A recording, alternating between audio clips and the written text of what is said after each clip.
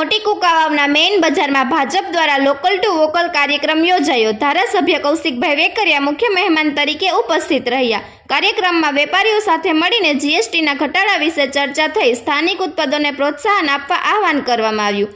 અંતે ધારાસભ્યોનું શાલ ઓઢાડી સન્માન પણ કરવામાં આવ્યું। વધુ સમાચાર માટે જોડાયેલા રહો આરપી ગુજરાત ન્યૂઝ રાજકોટ।